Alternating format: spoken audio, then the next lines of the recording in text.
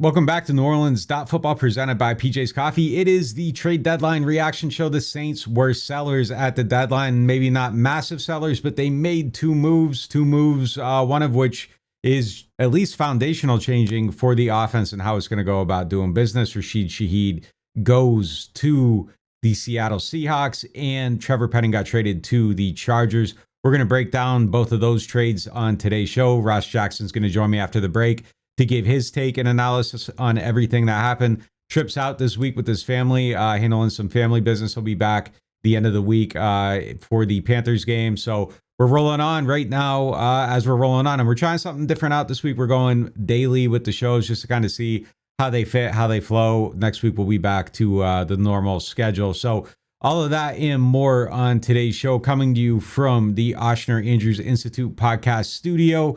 And if you're looking for a new car, my guy, Matt Bowers, the only place that you should be buying your cars. He'll get you right and get you the best prices. Tell him that NOF sent you. And if you want to celebrate your fandom beyond the field, Keesler Federal is proud to be the official credit union sponsor of the New Orleans Saints. They are a not-for-profit organization, meaning their members always come first. You can enjoy lower fees, better rates, and everything else that Saints fans need to get one step closer to living their dreams, living your dreams.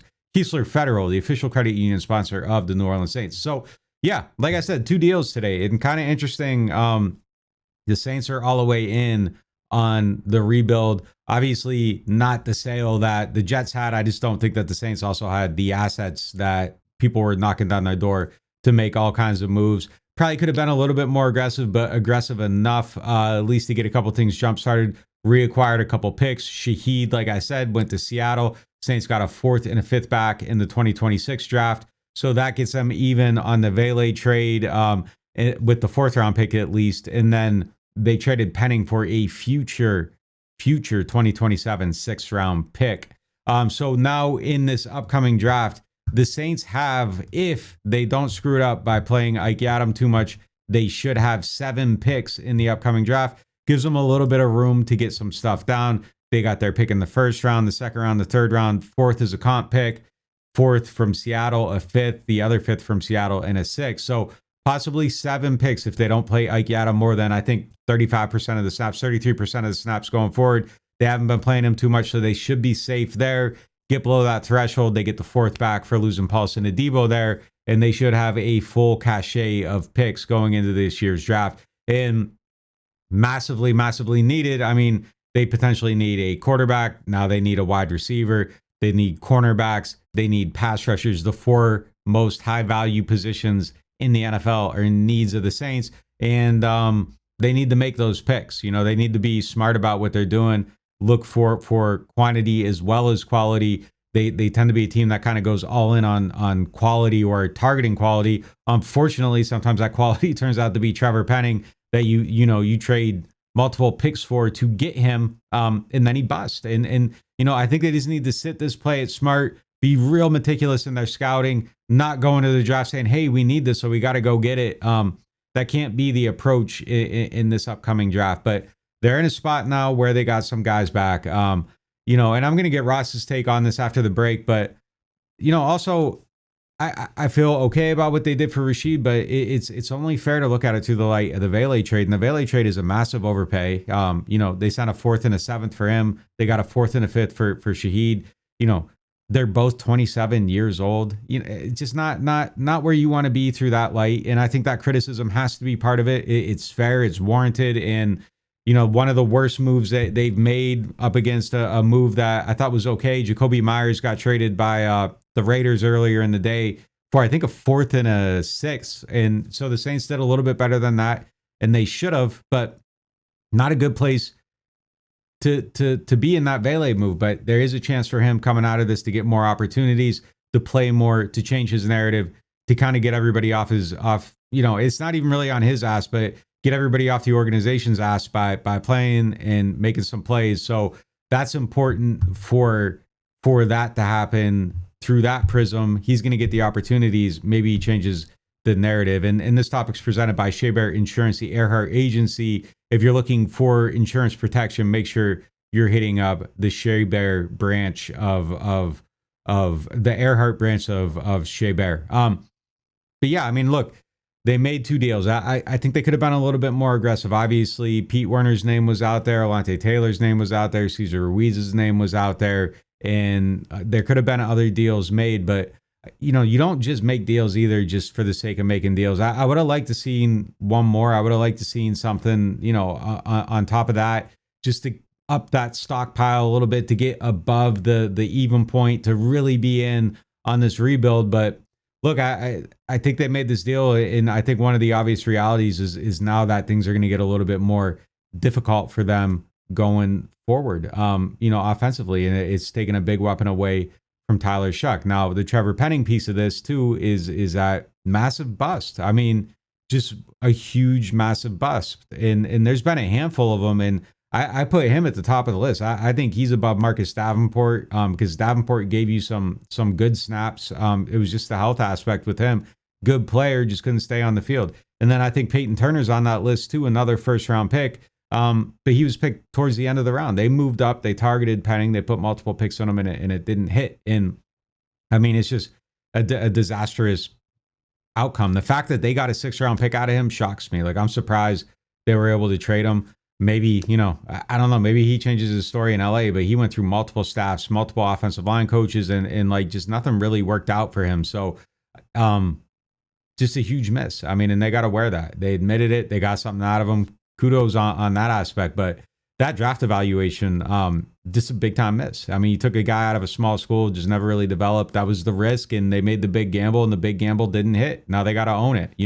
I would just hope that there's lessons taken from that, and they don't, whatever process led to that, hopefully it's gone, and you go forward and you do things a little bit differently. I think the one thing in this era of football, I think has changed from then to now, is that a Trevor Penning would have transferred out of there through the NIL era. So I actually think like one of the low key things that kind of keeps teams a little bit safer in the scouting process is that those types of misses, I don't think that level of projection is all the way there. I think there's a safety this year from Toledo, but a lot of these guys move from the small schools to the bigger schools now. They're going to go in the portal. Someone's going to get them out of there. And then you get to see Trevor Penning up against not the Northern Iowa guys, the Iowa guys. And I think that bust potential has gone down quite a bit because you don't have to take these huge shots in the dark on upside prospects from small schools. So some of the process that allowed that to happen, I think just doesn't exist anymore. So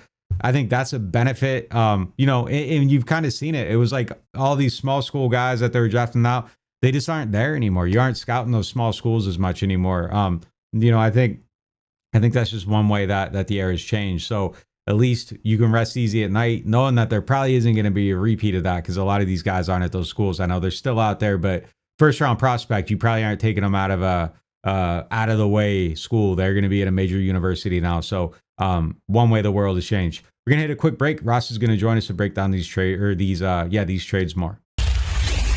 Whether you're an athlete or just trying to stay active, Ochsner Andrews Orthopedics and Sports Medicine Institute can help get you moving and keep you moving. You'll have access to the highest levels of specialized care, nationally renowned expertise, the latest equipment, and modern facilities, including a convenient walk-in orthopedic clinic when you need care fast. From the field to recovery, Ochsner Andrews Institute is there to help move your healing forward and get you back to what you love. Learn more at ochsner.org/ortho. Rouse's Markets is voted best grocery store in New Orleans, best grocery store in Baton Rouge, Mississippi, Gulf Coast, Thibodaux, Houma, Hammond, Lake Charles, Mobile, year after year. Thank you for choosing us best grocery store on the Gulf Coast. Number one. Thank you. Thank you. The number one grocery store In Mississippi, Alabama, Louisiana. 1 million customers a week can't be wrong. Welcome to Rouse's. I used a home equity loan from Keystone Federal to fix up the garage. Woo! Because living your dream means living your way. And the kids take the field. It's not even game day. The NewOrleans.Football show is proudly presented by PJ's Coffee. PJ's Coffee has some of the best drinks that you can find. They have locations all over the city. They have pastries and everything else you need to get your day started. So go check them out.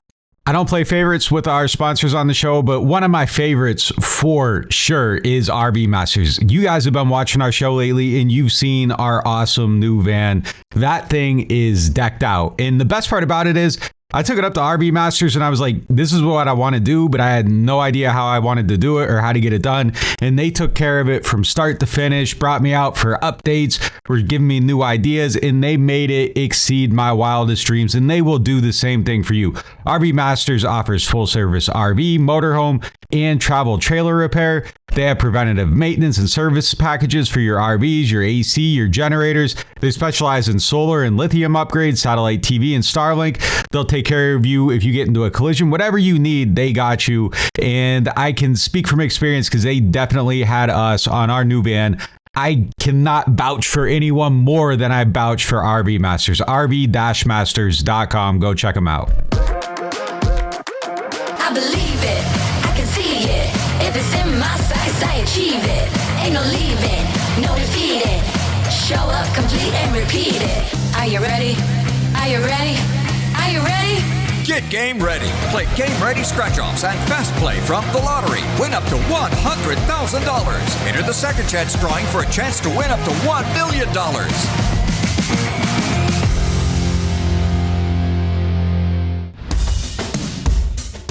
Yeah, they want me to quit, I can't stop it. I'm out of this world, I'm like a rocket. And you can never be us. We not afraid of the pressure, cause we good in the clutch. Yeah. Get game ready. Play game ready scratch-offs and fast play from the lottery. Win up to $100,000. Enter the second chance drawing for a chance to win up to $1 million.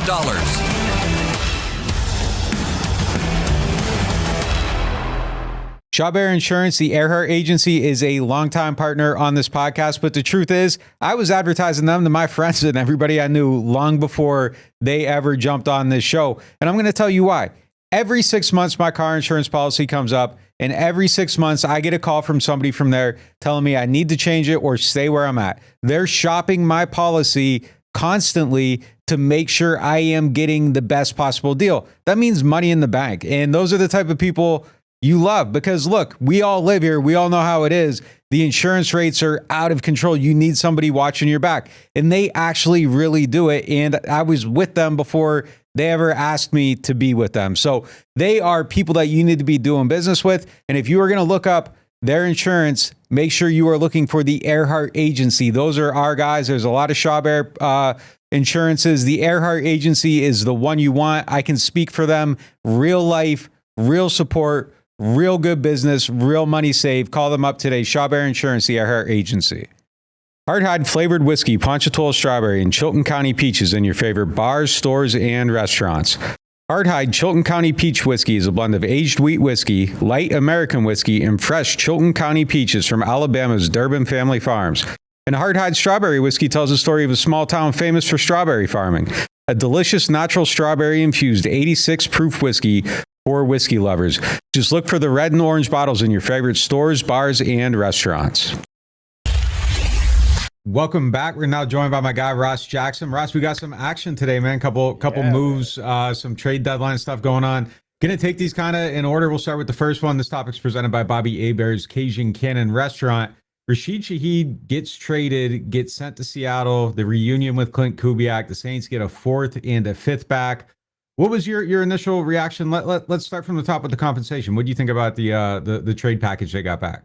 Yeah, the compensation felt fair to me, Nick. I thought that was about the value or really high value, not really high, but it was high value in terms of what you can get from the Jacoby Myers trade earlier in the day. Felt like that kind of set the market. That was a fourth and a sixth.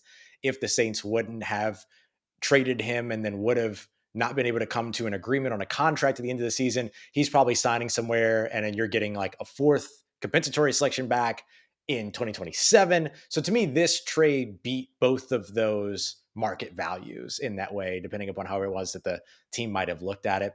And from what we understand, there haven't been any real conversations between the team and Shaheed about extension. So it didn't feel like things were in a place where they could say, yes, it's going to go one way or another. And so when you can get that value back and you can send him to a good situation, which I think matters to this team too, it felt like the right move for New Orleans. And I like the compensation they got back for him.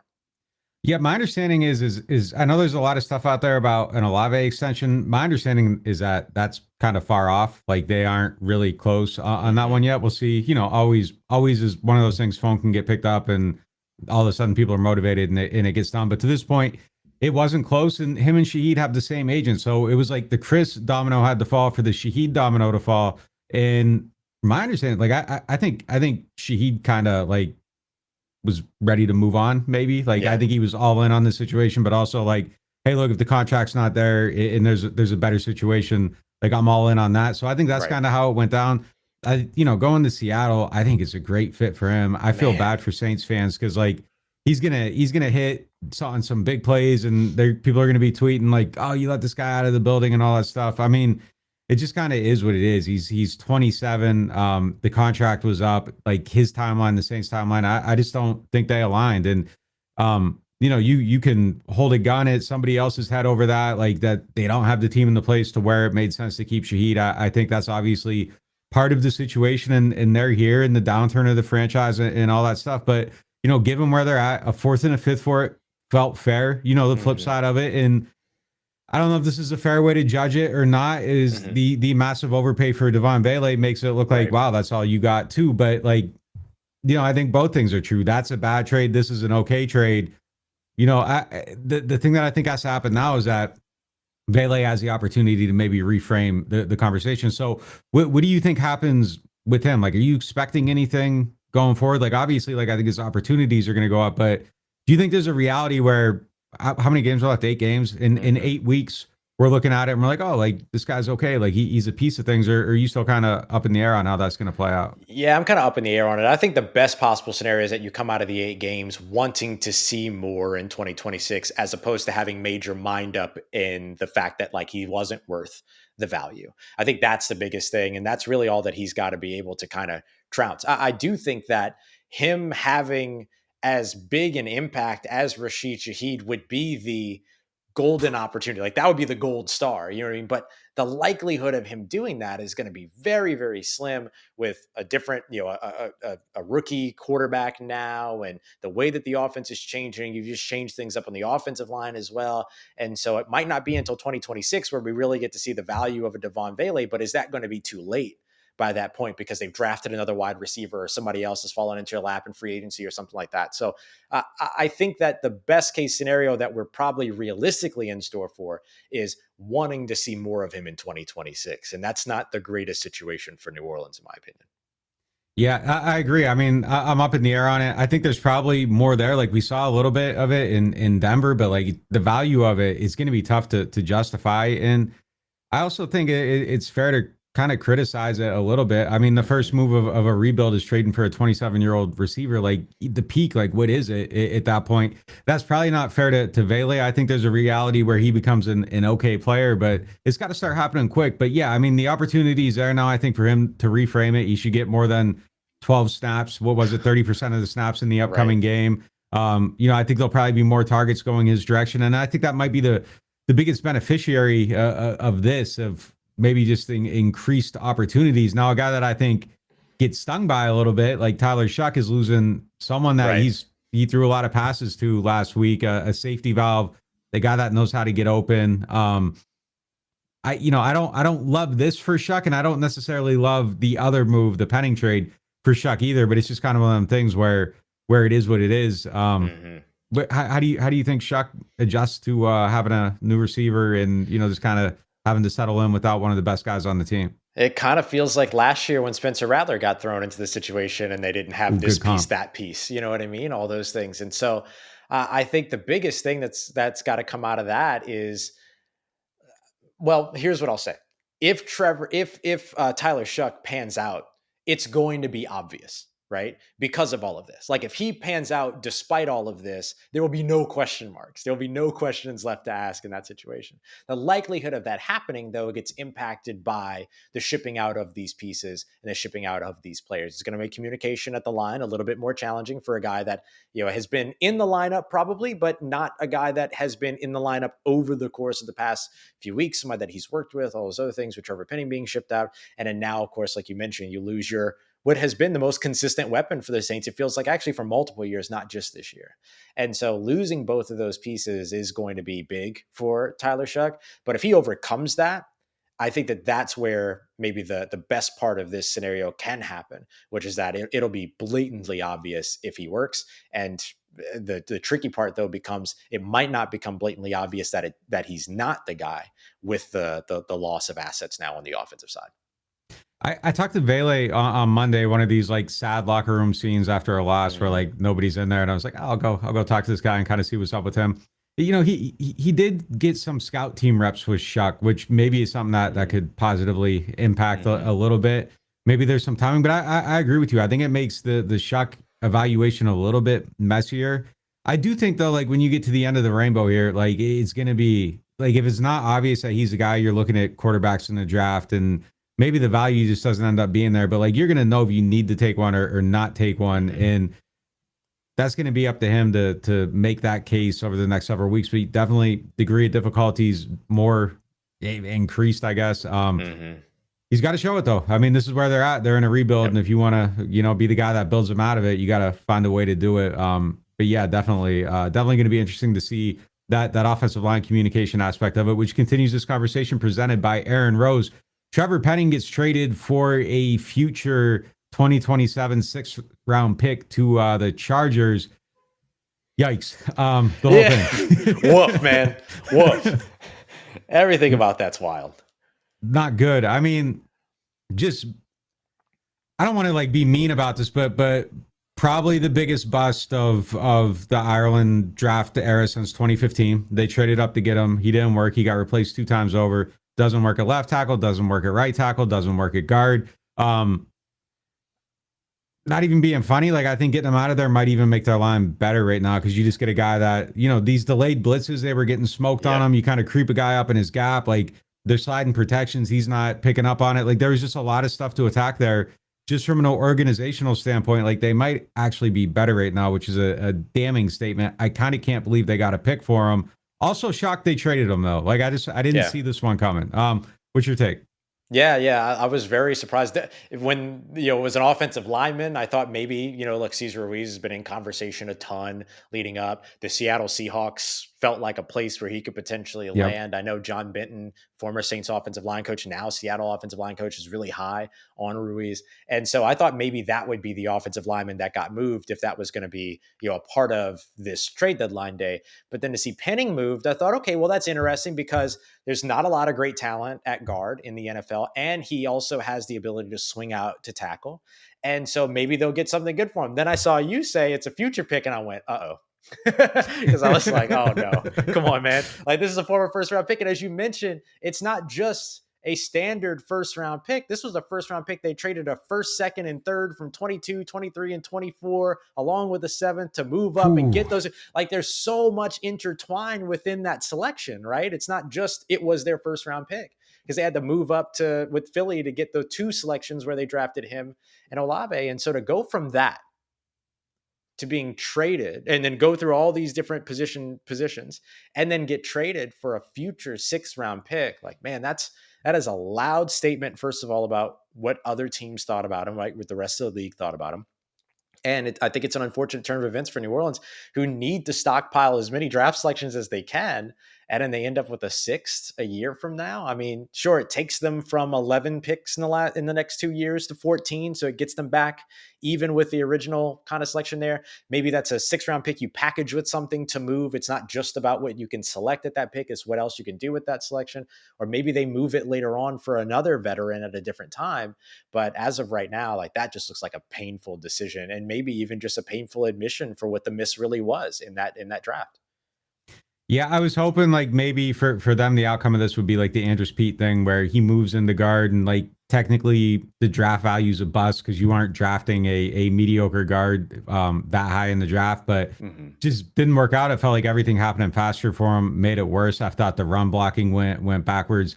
They got to figure out that run game. I don't know if Radens fixes it, getting Penning out of there does anything, but boy, it's worth a shot. And them being willing to give this guy up when you have a quarterback whose biggest fault is that sometimes he panics when he's under pressure. Right. I think it's just all very, very telling. I'm surprised kind of that they so publicly admitted the mistake. I always think hanging on to those things and like not getting something back, but like it's loud when you're trading this guy away for a 2027 6th-round pick, especially in these like dire times. It's easier to admit a mistake like in 2019 than it is right now. Yeah. I went to check real quick on where these two teams hit, but you mentioned the run game in particular. Ravens, of course, started at left guard in place of Trevor Penning early on in the season. They got off to 2 straight 100-yard rushing games against Arizona, who's currently 12th in the NFL in run defense, and then the San Francisco 49ers, who are currently 15th. And then ever since Trevor Penning stepped in as the starting guard, which didn't happen until Buffalo, now they ran for 180 plus yards in that game when Buffalo was either the 31st or 32nd last ranked rushing defense in the NFL. But since then, 5 straight games have not been able to even get close to sniffing 100 rushing yards at this point as a team. And so I wonder maybe if getting Dylan Radins back in. We were talking with Kellen Moore on Monday, and one of the questions that we asked him was about the run game and what some of the issues were there. And he unsolicited mentioned, and he doesn't do this a lot, but he specifically called out blocking as a part of the issue there. And then the next day you trade away one of those blockers, like those two things, like maybe I'm out of line, but like I'm gonna connect 1 and 1 here and make 2. And maybe they feel like Dylan Radins gives them a better line as a unit when it comes to the run game. Because he also said if there's one person that's not getting things done in the blocking schemes, I'm paraphrasing, that ends up creating some issues for you. Those guys have to work as a unit. And then that's the guy that gets traded the next day. Like, I wonder how much maybe that factored in. I was about to end it. I'm going to go off script here, and I don't want to like turn this into a 45-minute thing, but I am curious about your take on this, because it seems to me as this season has worn on, it feels like the losses are starting to wear more and more on like, it seems like Kellen Moore is getting like, it seems like there's a little bit of a stress there. Like, have you noticed that at all, that it just kind of feels like the weight of some of this is starting to show a little bit, and it's not quite as like happy-go-lucky as it was maybe even a month ago? Yeah, it's becoming a thing to where it used to be a thing to where like his static presentation was that of a smile. And then now like you're noticing, oh, he's smiling. Oh, he liked that. Oh, that was funny to him or whatever. Like, I didn't think about that early on because he was always kind of smiling and always kind of happy. And so even though he's not like this charged up, I'm angry kind of guy, you can see a shift in his demeanor. And it's understandable when you have a season that's going the way that it's going so far this year. Yeah, it's been surprising to me. And yeah, definitely. And I'm just curious to see how they handle it going forward. It's going to be harder to win games now. And I almost feel like he's even pressing a little bit in his play calling early in games, some of the strategy in games and stuff like that. That challenge last week I thought was a little bit not wise. And I think he was just kind of pressing to try to make something happen there. I don't know. It's going to be interesting to see how they do it. That's Ross Jackson. He's got the Locked On Saints podcast. Check that out on YouTube, your podcast players, whatever. And we do a show every week for our members only on NewOrleans.Football. Sign up to get that. Ross, thanks for joining me. Of course, man. Thank you. Big news from the home team. Introducing our newest sponsor, the Mortgage Brothers. With over 30 years of combined experience, the Mortgage Brothers are the quarterbacks of home lending, calling the right plays to get you across the goal line. Whether you're a first-time buyer or a seasoned vet, they'll coach you through every down and make sure you feel like part of the team. They're backed by Cross Country Mortgage, the #1 retail lender in the nation. So there's no loan playbook they can't run. FHA, VA, conventional, RD, and more. They're lifelong season ticket holders. Local guys who know the field and your market. And their online application takes less than 10 minutes. Why fumble your mortgage with some online lender who's never even watched your team play? Stick with the Mortgage Brothers, the trusted pros who play to win. Mention NOF and get $500 back in lender credit toward your closing costs.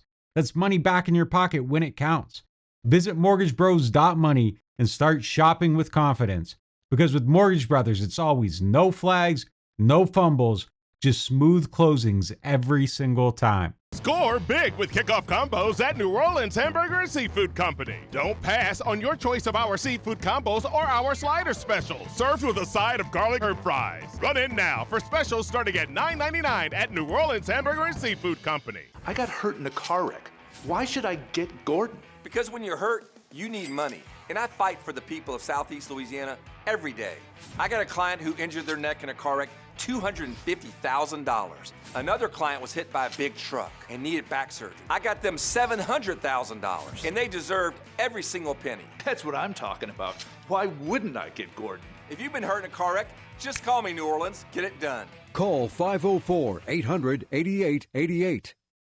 You ever take a bite of something and immediately think, yeah, I'm coming back for this? Bobby Hebert's Cajun Cannon Restaurant just added some new dishes, and man, they crushed it.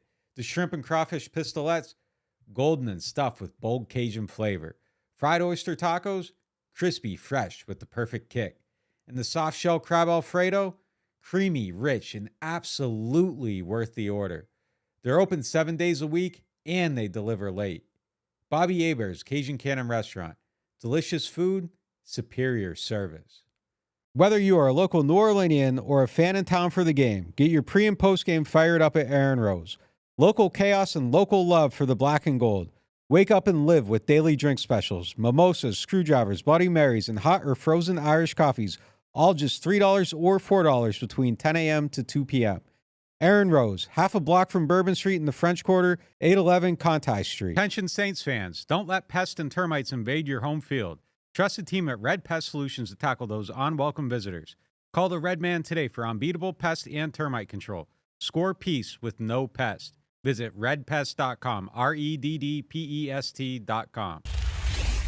Welcome back to NewOrleans.Football. It is now time for the questions of the day presented by Gordon McKernan Injury Attorneys. If you need to get help, make sure you get Gordon. And I'm taking these questions off a mailbag submission on our website, NewOrleans.Football. Make sure you're signed up for that. All the coverage, your support allows us to do what we do. NewOrleans.Football. Go there. Use the code NOF, 20% off your first payment. First question comes from Bonkers. He said, I know we are still in midseason, but with the trades today, I think it shows the Saints have a ton of upgrades necessary. Are they working on any extensions for any players? And with the cap situation, do you think they want to be players on free agency in the offseason? Well, look, I think one of the things that is a hidden benefit of locking in the compensation for Rashid is that you can go out and you can spend freely now in the open market, and you don't have to worry about that offsetting the comp pick formula, which is basically if you're allowing money out and you're not bringing guys in, you get a pick. If you're bringing guys in, it offsets it because it's like, hey, they didn't lose anything. They replaced this guy. If you're going to be a big time player in free agency, there's dates in the offseason where if you sign people on the other side of it, it doesn't affect the comp pick formula. That's usually for like older veterans or under the radar guys. You sign them after that date. People that have competition, they're signing at the beginning. That's going to offset it. So it allows them to be players in free agency, and they have a ton of cap space coming up. You know, in future years, this year is still a little bit of next year. I mean, it's still a little bit of, you have to work around it, but you can structure those contracts so that like bigger payments are in 27 and not 26. Yeah, I do think they're going to try to be players in it. I think they have to be. I don't think it'll be like reckless or anything. And look, this isn't going to be an attractive destination either. Like, so you want to be smart about the guys you're bringing in. You don't necessarily want a ton of overpay guys that you have to overpay to get here. So yes, I do think they'll be involved, but I think it'll be probably measured. I don't think it's going to be an all-out spending spree or anything like that. As far as guys with working on contracts and stuff like that, you know, they're in talks with Chris Olave. They've talked to Alante Taylor. Like, there's stuff that they're trying to do. They're trying to get done. I think they're having those conversations. I think they're gathering information coming into the deadline too, which dictates stuff. And as I said, I don't think Shaheed was someone that was coming back here. So yes, I mean, all those things are on the table. I think they got a ton of work to do to get this thing better. And the most important thing is going to be, yeah, cool, you got these picks. Now you got to draft the right guys. That's been a huge issue for them. So got to figure all that out. Next one coming from Ardo. He said, given with so many needs to fill before the Saints are a legitimate contender, would it be better to trade the number one pick if they end up with it after this season?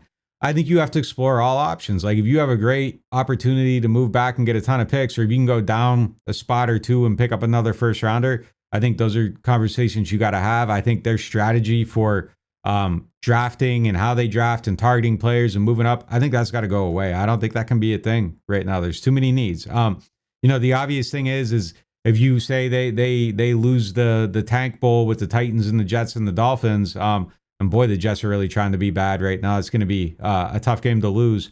But if you end up with the number one pick, obviously it's the quarterback conversation. And is there a guy you have to have, or do you wait? And I mean, I think that kind of dictates what you're doing too. Even if you're picking 1, 2, 3, 4, the quarterback part of it is a piece of it. If there's one that is a guy, or nobody really knows, but if there's one you strongly believe in, you have to take him. You have to take him because the opportunity might not be there.